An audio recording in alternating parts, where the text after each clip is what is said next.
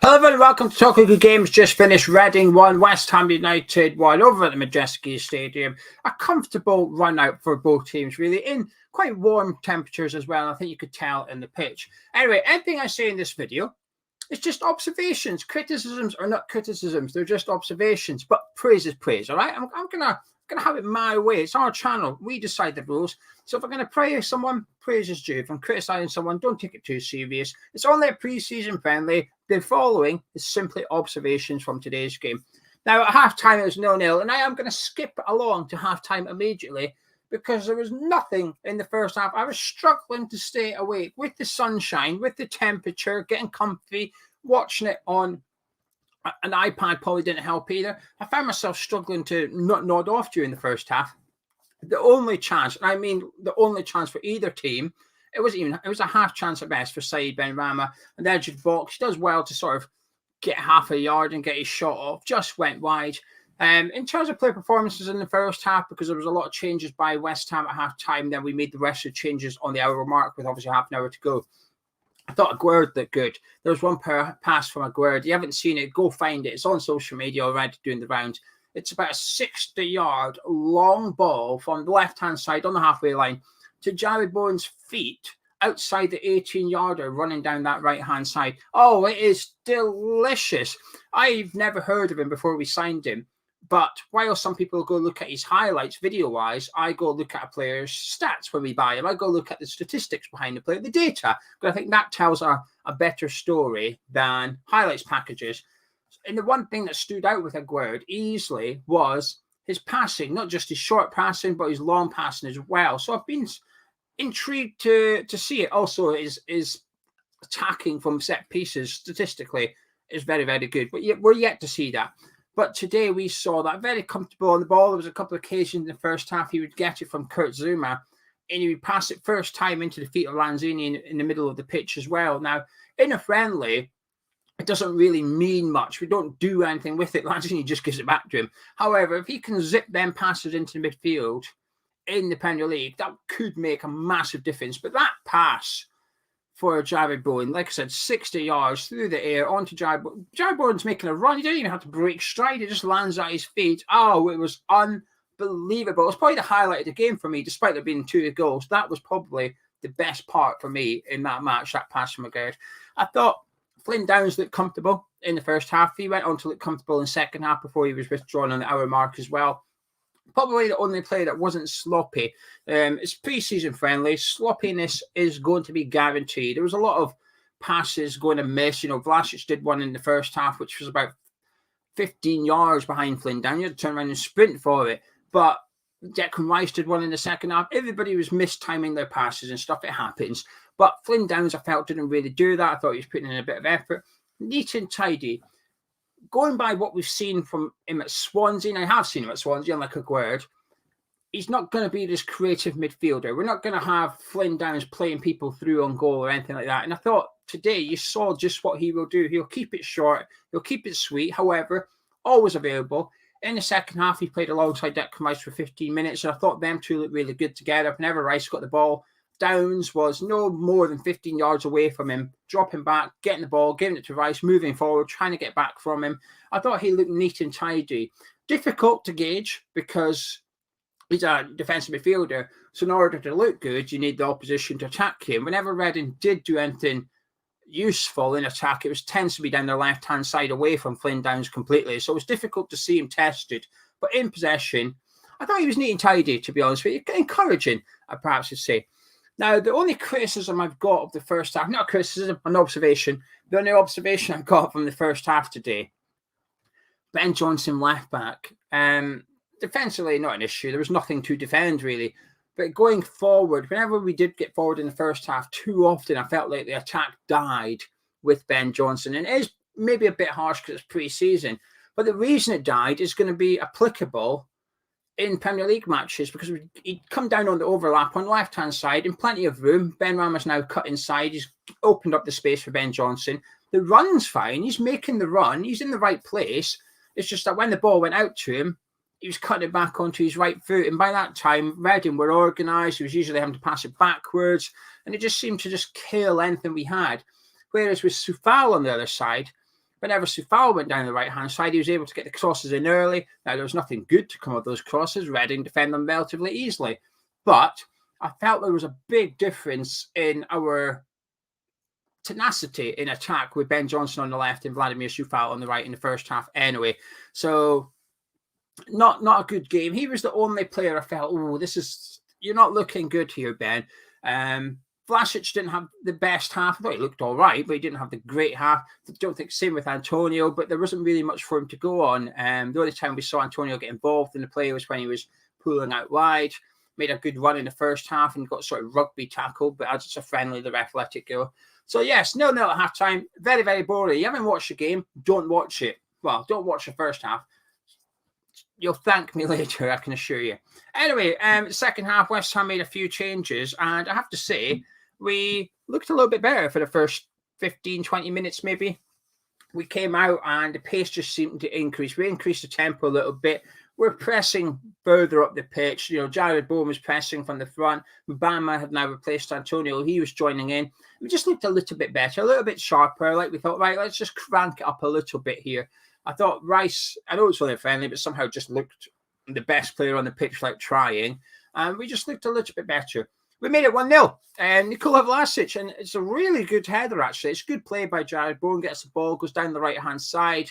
And obviously, as a defender, it's difficult to defend against somebody like Jared Bowen. When you come up against a player that can go inside on his stronger foot, or he's happy to go on the outside and cross it with his weak foot, it becomes very difficult to defend against him because you don't know what he's going to do. And in the first half, we saw an instance where Bowen got it, went down the right, cut it back, and it was just really well defended to stop Antonio getting a shot away. Second half, there was no stopping it. Ball in. Vlasic, it's a really good head. It makes it look easy, and it'll sort of be it was only pre-season, but he's sort of running backwards away from the Reading goal and having to get his head on it into the far corner. Nice, clean header. He then seemed to start, Vlasic, I thought, started to almost get his tail up a little bit. Because like I said, in the first half, he had a shot that was really poor, almost lacking confidence to take the shot because he had an opportunity to take a shot and he sort of hesitated and took it anyway. It went well high and wide. Anyway, now before I tell you why I think Vlasic got his tail up in the second half in the chances that were to come for West Ham, let's get the opinion from the man in the ground. Gonzo, how you doing?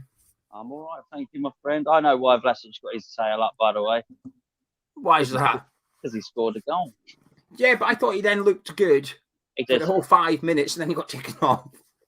Yeah, I mean, he did. It was a little bit of a, which was an interesting one for me. I mean, it was great work from Bowen, just down in front of me there, who I thought looked sharp all game, Gio. His first touch, maybe even has improved, but he looked like he'd been infused by going away with England and maybe practicing and playing with those other better players. I mean, he looked really good. Yeah, Vlasic immediately after he scored started trying to spray sort of longer range passes as well, and just sort of got involved. I take it you had a good view of the game and managed to get onto the website and whatnot. Yeah, the app was working fine for me. A lot of people had trouble with it on the build-up show. Charlie was struggling. A lot of people in the live chat were struggling. I think I've seen a lot of people saying the app asks you to sign up. Then when you try and log in, there's troubleshooting. And I've seen somebody, when they went on the app to watch the game, they were getting advertisements to buy a Cardiff City season ticket. I mean... it might be a good season. Oh, no, Bale's not going there, is he? I'll just turn this around for you. Ogbonna's the only player out there. I don't know if you can see that at the moment. As a player there.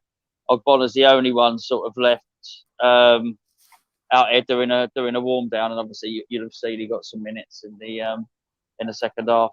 Yeah, before I get a couple of minute review from you before he disappear, are you worried about the way they're handling Ogbonna, because it's only like 3 weeks till the season kicks off and he's still being wrapped up in cotton wool to some extent, isn't he? He didn't play the first pre-season game and then he's only getting small minutes. You said in the warm-up he had a different warm-up to everybody else. He's now having a different warm-down to everybody else. So clearly the club are taking a lot of precautions with him, which makes sense after such a serious injury.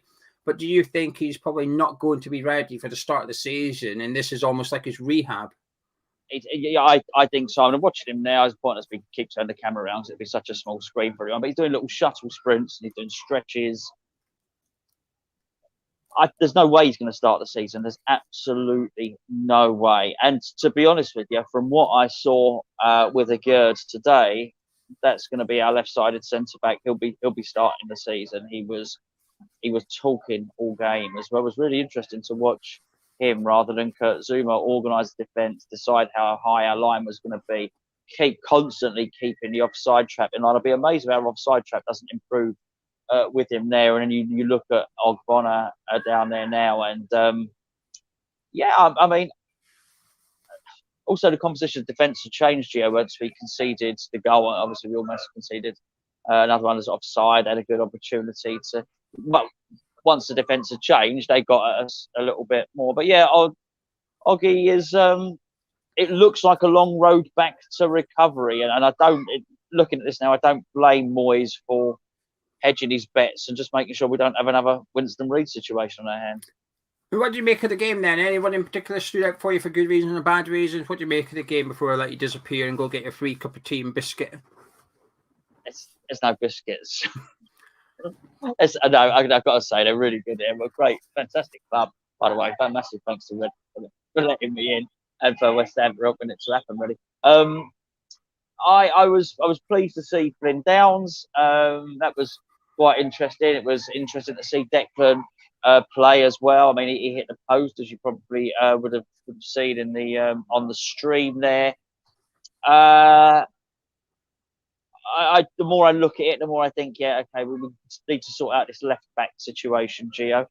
I've got to say that, it was whilst there's a competency to Ben Johnson playing there, he's not a fully fledged left back, and we should have been able to get at them a little bit more down that left hand side. But it was hard to watch it and not think that Bowen stood out for 4 hours. Looked really busy when he came on the second half. They changed his position rounds a little bit, but look, there were a lot of changes. I wouldn't be, but I'll tell you what, say something else as well. But Antonio was blowing after 35 minutes, so it was hard not to watch that and then think, oh my word, we really do need a striker. But everybody knows that. Yeah, well, thank you very much. I won't keep you any longer, but thank you very much for joining me. Thanks, mate. Gonzo live from the stadium there. He'll have his video on the forum channel later, and he'll have vlogs for the pitches for tomorrow as well. And we'll also have our match ratings too.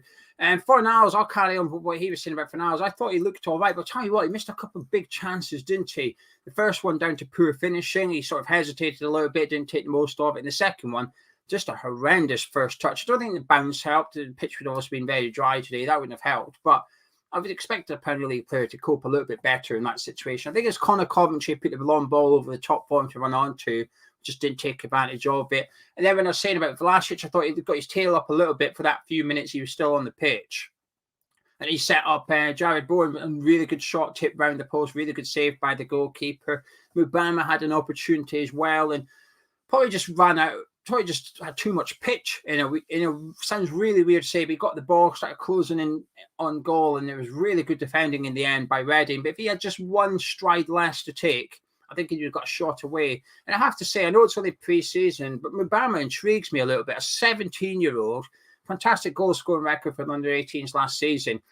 Now, it is only pre-season, so on and so forth. I think his movement's good. He's a good size, very, very tall. I think his enthusiasm's really good, puts in a lot of effort. It certainly gets about that front third of the pitch as well. And now I'm not expecting to see him in the first team next season. I'm not saying that. I'm just saying it's encouraging to witness during the pre-season game. It must be quite daunting for a 17-year-old to go out there and play, but he doesn't look like it. I've been quite impressed by him to some extent.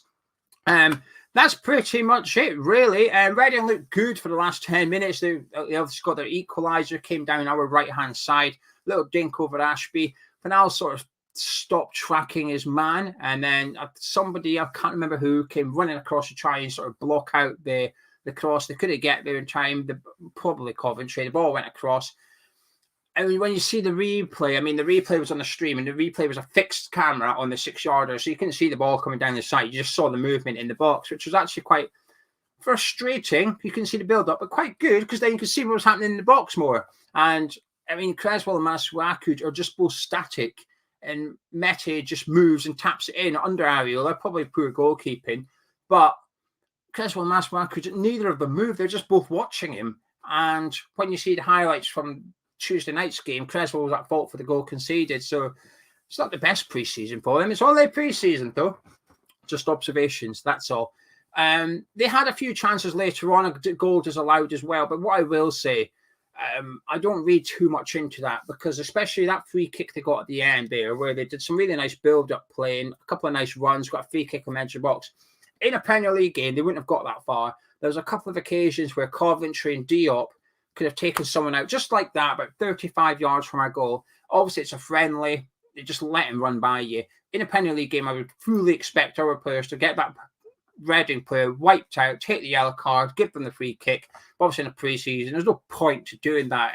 This game wasn't played with any malice, any tough tackles or anything like that. It was a friendly game, a decent run out for both teams. Reading they got their first championship game in a couple of weeks, so their first team played for large parts of it. Our boys got a good run out. I'd imagine we'll start to see the pre-season increase next weekend. We'll play Rangers on Tuesday if the game goes ahead due to the heat.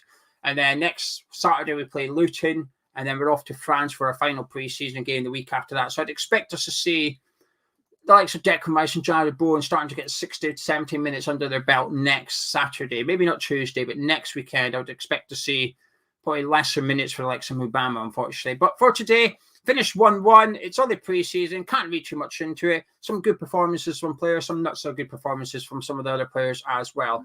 But anyway, we'll be back on Tuesday night. There is a stream on Tuesday night, so we'll be back. It's a 7 o'clock kickoff. So we'll be live at 6:30 on this channel. Charlie will be doing the watch along. Then we'll have the review and stuff. Myself and Gonzo will be doing player ratings over on Patreon, and we'll have Gonzo's match day vlog over there as well with what happens behind the scenes at Reading as he was in the press box. But thank you very much for joining me on this review. If you enjoyed it, drop a like on the video by clicking the thumbs up. Really helps the channel. Subscribe if you're new to the channel. Click that big red button. Again, also helps the channel. Tell you a secret. We're going to try and hit 35,012 by the end of this season. So if you haven't subscribed, please do. It helps us out massively. And I shall catch you tomorrow. I've got my attacking midfielders video. Catch you in a bit.